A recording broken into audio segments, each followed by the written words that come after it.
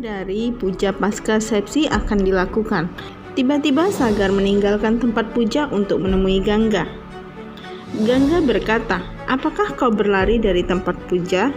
Inilah yang kau selalu lakukan. Anda berlari ketika hal tersebut tidak sesuai dengan keinginanmu." Sagar berkata, "Mengapa kau berubah?" Gangga berkata, "Ya, saya bukan Gangga yang kau cintai. Waktu yang mengubah saya, jadi Anda juga harus berubah." Sagar berkata, "Katakan sekali saja bahwa kamu mencintaiku." Gangga mendorongnya dan berkata, "Aku tidak mencintaimu lagi. Dulu aku sangat mencintaimu, tetapi kau mengabaikanku. Dengan hak apa kau datang kembali padaku? Anda bahkan tidak punya hak lagi untuk menyentuhku." Sementara di bawah, pendeta kesal dengan Sagar. Ia berkata, "Generasi muda ini tidak mengerti apa-apa. Dia meninggalkan puja begitu saja. Ini tidak menghormati Tuhan." Nirajan datang dan memperhatikan semua orang dan berkata, "Apakah puja sudah selesai?" Pendeta menjawab bahwa anaknya meninggalkan puja saat puja sedang dilakukan.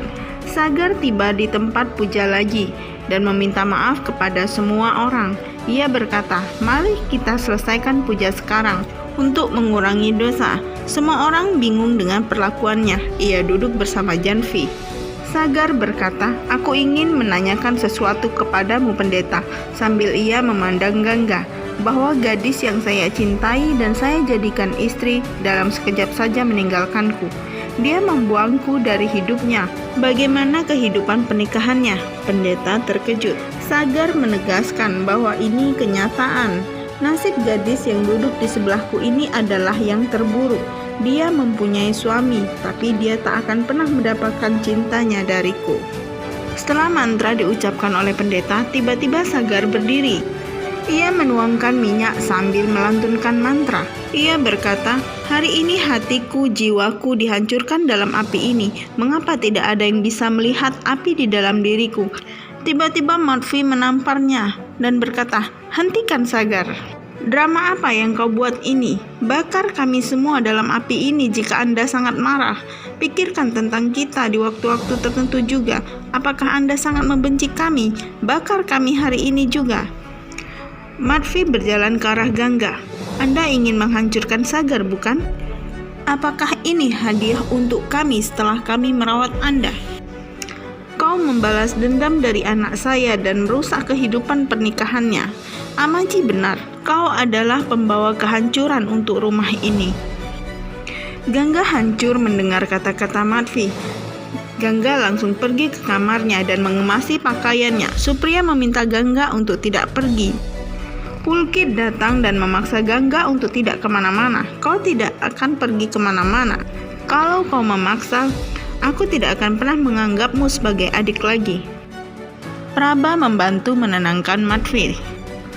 Pulkit kemudian berdiri di depan keluarganya dan berteriak kepada mereka. Pulkit memperingatkan keluarganya agar tidak memarahi Gangga lagi.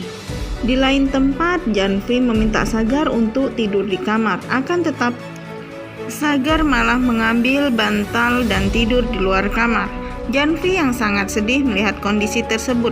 Janvi berkata, "Sagar, bagaimana status pernikahan kita?"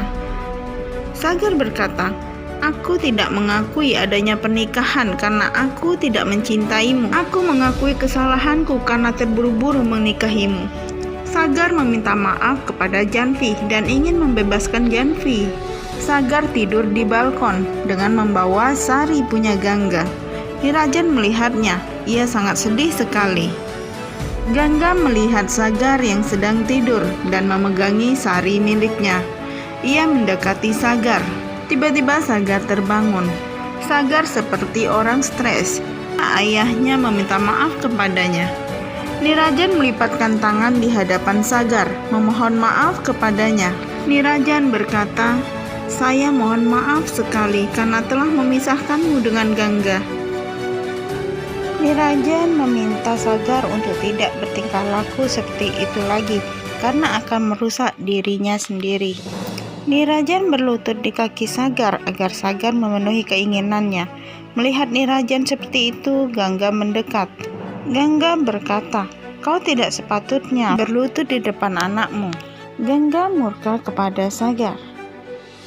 Sagar tertunduk malu. Ia sadar bahwa perbuatannya itu salah.